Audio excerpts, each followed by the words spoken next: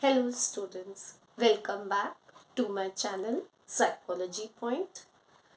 Today I am going to teach you about operant conditioning. In the last video of this chapter, we had completed till classical conditioning. So let's begin operant conditioning. Operant conditioning was developed by the psychologist named B.F. Skinner. Okay. Now, he has talked about voluntary responses.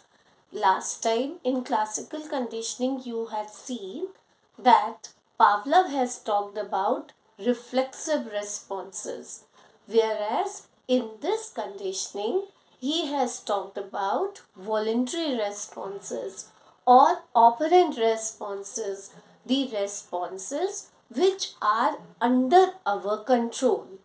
That means if we want to do that action, then we are doing, otherwise, we are not doing. But there is a motive behind our doing that action. Okay, students, so let's see why Skinner has introduced this operant conditioning. What did he wanted to test? He wanted to know how our behaviors could be strengthened or weakened as a result of its consequences.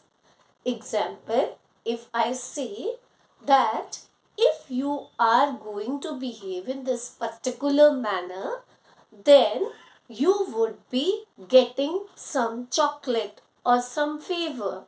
Then what is that consequence which is, you know, making you behave in such a way that he wanted to see.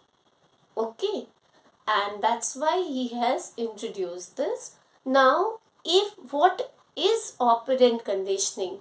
It is a type of conditioning in which individual learns to associate with his environment in order to get his favorite consequence. Now students, you could see Skinner box over here. In this is the box which Skinner has used in his experiment. Now I am going to discuss this experiment with you. See, he has locked a hungry rat in this cage and he has closed this cage. Okay, and what happened? The rat started exploring it, has started showing the exploratory behavior. How did he do so? He started moving here and there in the box. Okay. Now, when he has started all this, this is termed as his exploratory behavior. He is finding out something which he could eat. Now, when he was doing all this again and again, in the just it happened in the first trial, it happened on the basis of just trial and error only that he happened to press the latch in the box. Okay, and when he pressed the latch, he got the food pellet. Okay, he got some food for which he was hunting for. Now, it took him so many other trials. It took Skinner many other trials to train the rat that as soon as he is left in this box, he should just go and pull the latch and get his food. Okay, and it didn't happen in once. This is how the conditioning established. Okay, this operant conditioning established, and this you can see in your daily life also. You could train small children through operant conditioning. How could you find them in this example? How could you apply these things? In your daily life, for example, you want to teach a small boy or a small girl to use polite words. Now, every time he is using those words, you are providing him with the reward. Now, children, in this case, what was the reward? The food. Okay. And what was the um, this pressing of the lever? That was the operant response which he was doing. Okay, students, now let us start the determinants of classic operant conditioning or instrumental conditioning. The very first determinant is reinforcement. What is reinforcement, children?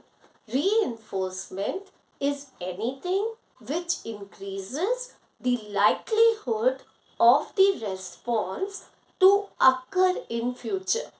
Okay, it could be any type of response which you want to see in anyone. You need to just provide him the reinforcement. Reinforcement could be positive, it could be negative. There are various examples of reinforcement. For example, positive reinforcement could be providing the subject with the food he wants, chocolate he likes, or anything like that. Not only this, there are, primary reinforcers which are which satisfy your biological needs. There are other types of reinforcement like secondary reinforcement, like secondary reinforcers like praise. Okay, praise is also a reinforcer. It's a good reinforcer. See, children, when you are, I keep on telling my children that you are, future parents. Some rearing techniques also are taught separately when you take up this course of psychology in future, and side by side when you are learning these techniques you can apply in your own personal lives also.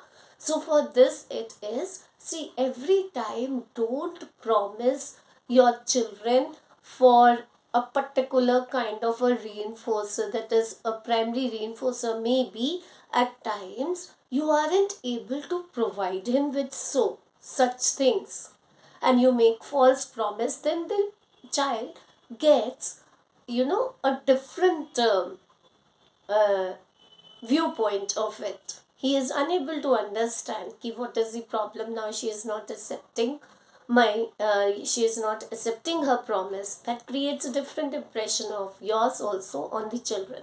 So it is better that it's a best thing to provide them with praise, with patting when they do good things. Okay, now this is what is reinforcement.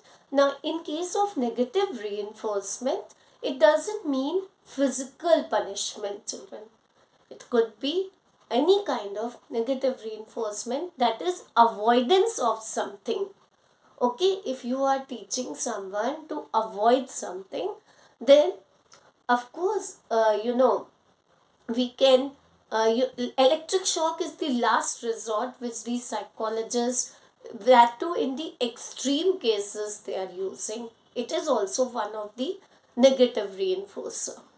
Okay, then now let's move to the second determinant. Okay, next is number of reinforcement and some other things.